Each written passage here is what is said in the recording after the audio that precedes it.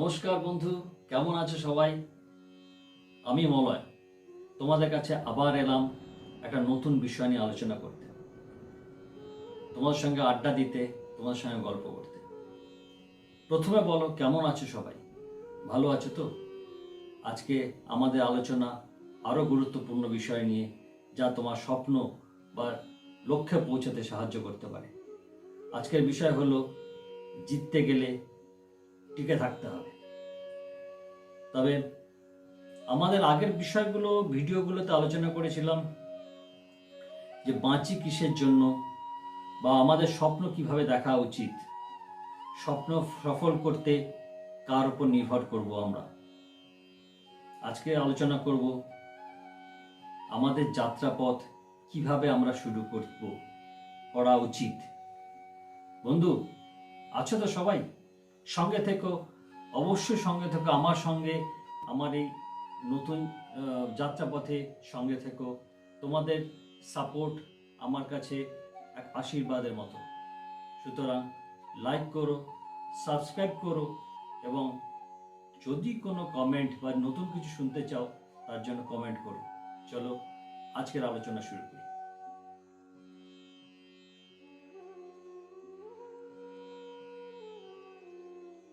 আমার সমস্ত ভিডিওতে শুরু করি আমরা প্রথমে ধ্যান বা মেডিটেশন দিয়ে।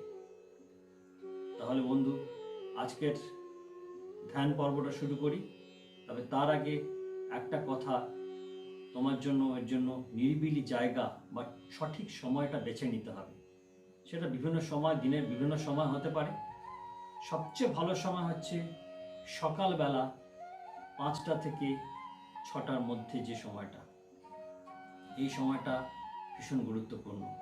ওই সময়টা যদি তুমি এই এক্সারসাইজ বা এই ধ্যানটা করতে পারো, মেডিটেশনটা করতে পারো, তুমি সবচেয়ে উপকার পাবে।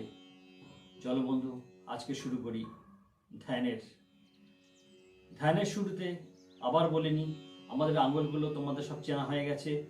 যেটা কনিষ্ঠা এবং অনামিকা দিয়ে তোমার মুখ ঢাকবে, তর্জনী এবং মধ্যমা দিয়ে তোমার চোখটা ঢাকবে, বৃদ্ধাঙ্গুষ দিয়ে কান চেপে ধরবে, যাতে বাইরের কোনো আওয়াজ না আসতে পারে। এইভাবে তোমরা চেপে রেখে স্বাভাবিকভাবে শ্বাস প্রশ্বাস নেবে এবং 20 সেকেন্ড বা 20 বার কাউন্ট করবে।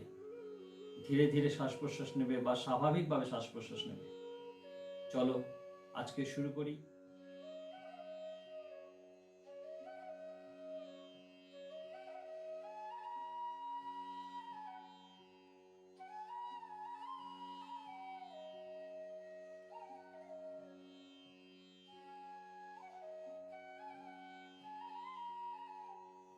চোখটা না খুলে আস্তে আস্তে হাতটা তোমার কোলের উপর রাখো। এবার পরবর্তী যাচ্ছি, যেটাকে আমরা বলি গ্র্যাটিটিউড।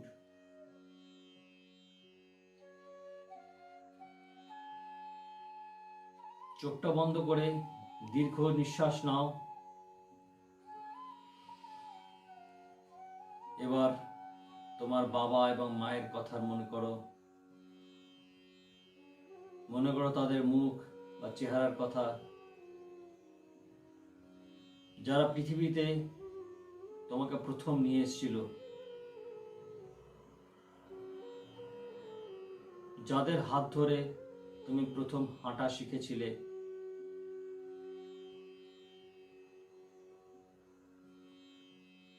যাদের হাত ধরে তুমি প্রথম কথা শিখেছিলে। মনে করো সেসব গুরুজনদের কথা, যাদের সাহায্য ছাড়া তুমি বড় হয়ে উঠতে পারোনি।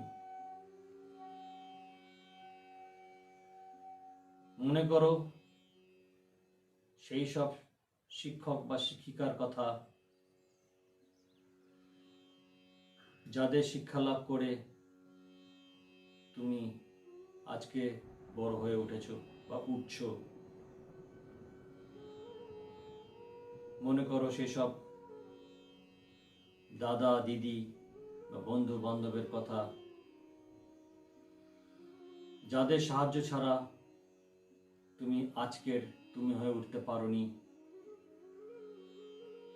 যাদের সাহায্য তোমার জীবনে পরম প্রাপ্তি। পৃথিবীর সেই সমস্ত মানুষদের কথা মনে করো যারা যে কোনোভাবে তোমার জীবনে এগিয়ে নিয়ে চলেছে। মনে মনে তাদের সবার মুখ, তাদের চেহারা, তাদের কথা মনে করে তাদের সবাইকে প্রণাম এবং কৃতজ্ঞতা জানাও। 10 সেকেন্ড চুপ করে থাকো, তাদের কথা মনে করো।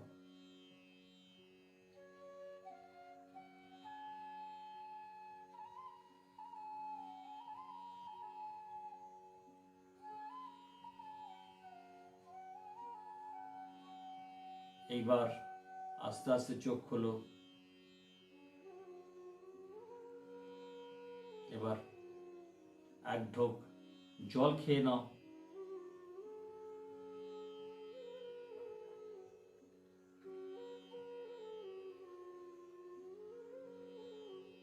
কেমন লাগছে বন্ধু?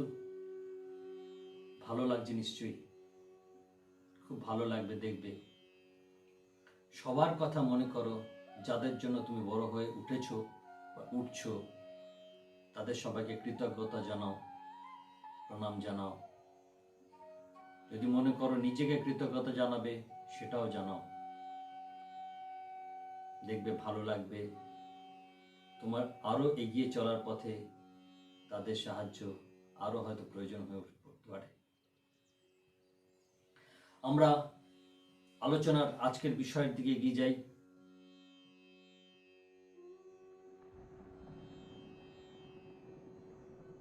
যাত্রা পথে অনেক মানুষ পাবে, অনেক খারাপ ঘটনা আসবে, তুমি সেটা চাও বা না চাও। তোমাকে যাত্রা শুরু করার আগেই তোমাকে সিদ্ধান্ত নিতে হবে যে যতক্ষণ না তোমার কাজ শেষ না হচ্ছে, বা তোমার স্বপ্ন সফল না হচ্ছে, বা তোমার লক্ষ্য পূরণ না হচ্ছে, থামবে না। আর একটু নির্দিষ্ট করে বলি, ধরো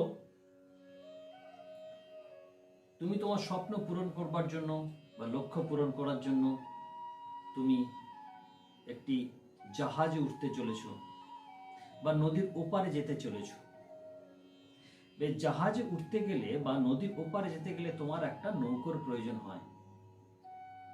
সেই নৌকোতে করে গিয়ে আমি বলবো নৌকোটাকে ফেরত পাঠিয়ে দাও, যাতে তোমাকে সেই নৌকো করে ফেরত না নিয়ে আসতে পারে। ব্যাপারটা বোঝাতে পারলাম তো? মানে বলতে চাইছি, তোমার ফেরত আসবার সম্পূর্ণ রাস্তা, সমস্ত রাস্তা বন্ধ করে দাও, যাতে তোমাকে ফিরে না আসতে হয়।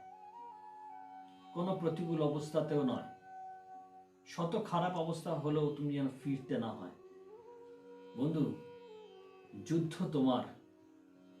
যে স্বপ্নের জন্য তুমি যুদ্ধ করে চলেছ, তার জন্য তোমার যাত্রাপথে এগিয়ে যাওয়ার জন্য তোমার যা যা ইনফরমেশন বা তথ্য লাগে সব জোগাড় করে নাও। কিন্তু বন্ধু, যাত্রাপথ থেকে ফিরে আসবে না। যে রাস্তায় এগোতে যাচ্ছ, সে রাস্তা থেকে কখনো ফিরে আসবে না বা হেরে যাবে না সেই রাস্তায়। তোমার যার জন্য যা যা করা দরকার সমস্ত কাজগুলো করো। তোমার লক্ষ্যে পৌঁছানোর জন্য যা যা করার দরকার সমস্ত কাজগুলো করবে। যদি না পারো করতে, আবার চেষ্টা করো। যদি আবার না পারো, আবার চেষ্টা করো। না পারলে আবার চেষ্টা করো। কিন্তু ফিরে আসবে না বা থেমে যাবে না। যাত্রাপথে হঠাৎ থেমে যাবে না বা ফিরে আসবে না, এগিয়ে চলো। একটা কথা মনে রাখো বন্ধু, কোনো কাজ যেটা তুমি করতে চলেছো, সেটা কখনো হঠাৎ করে হওয়ার কাজ নয়। সেই কাজের জন্য তোমাকে ধৈর্য রাখতে হবে। মনে রাখবে, যে কাজটি সফল হবে সময় মতোই সফল হবে। তার যে সময় সফল হওয়ার কথা, হয়তো একটু আগে একটু পরে, কিন্তু সফল হবেই। সুতরাং যুদ্ধে যদি জিততে হয়, তোমাকে যুদ্ধক্ষেত্রে তোমার খেলার মাঠে উপস্থিত থাকতে হবে। খেলার মাঠ ছেড়ে আসলে চলবে না, আর যুদ্ধক্ষেত্র ছেড়ে আসলে তুমি কখনোই জয়ী হতে পারবে না। যুদ্ধে তারাই জেতে যারা মাঠে বা যুদ্ধক্ষেত্রে টিকে থাকে। যারা ফিরে আসে তারা কখনো জয়ী হতে পারে না। শেষ পর্যন্ত সেই মাঠে, সেই যুদ্ধক্ষেত্রে মাটি কামড়ে তোমাকে পড়ে থাকতেই হবে। তবে একটা কি জানো, এই সব কিছুই সম্ভব যদি তোমার স্বপ্ন বা তোমার লক্ষ্য, সেখানে তোমার আবেগ বা ইমোশন অনেক বড় হয়ে দাঁড়ায়। সেই সব মানুষ যাদের জন্য তুমি লক্ষ্য বা স্বপ্ন দেখে চলেছ, সেই সব মানুষদের সঙ্গে কথা বলো। তাদেরকে বলে দাও তুমি কবের মধ্যে কাজটা করতে চাইছো, কি করতে চাইছো, কিভাবে করতে চাইছো। মানে আমি বলতে তোমার আশেপাশে যারা আছে, যাদের কেন্দ্র করে তোমার স্বপ্ন তৈরি করতে চলেছো, তাদের সবাইকে বলো তুমি কি করতে চাও, কবের মধ্যে করতে চাও। দেখবে বন্ধু, তারাই তোমাকে প্রতিনিয়ত রিমাইন্ডার দিয়ে যাবে, মনে করিয়ে দেবে, যাতে তুমি ওই যুদ্ধক্ষেত্র থেকে যে যাত্রাপথে শুরু করো সেখান থেকে ফিরে না আসো, চলতেই থাকো। বন্ধু, একটাই কথা, যদি জিততে চাও তবে টিকে তোমাকে থাকতেই হবে। এটাই তোমার সাফল্যের মূল মন্ত্র। হেরে যেও না বা আগ্রহ হারিয়ে ফেলো না কোনো কিছুতে। টিকে থাকো যুদ্ধক্ষেত্রে, জিত তোমার হবেই, জিততেই হবে তোমাকে। সুতরাং আজ এইটুকুই থাক, পরের পর্বতে আসবো আরো একটা নতুন বিষয় নিয়ে। যাবার আগে আবার বলি, তোমাদের যদি ভালো লাগে তোমার কমেন্ট করো আমাকে। তোমার কমেন্ট আমার কাছে আশীর্বাদের মতো। ভালো লাগলে লাইক করো, আর যদি অন্যান্য বন্ধুদের সঙ্গে, আরো অনেক মানুষের সঙ্গে ছড়িয়ে দিতে চাও এই কথাগুলোকে, তাহলে সাবস্ক্রাইব এবং শেয়ার করো। বন্ধু, আসি, সবাই ভালো থেকো, নমস্কার।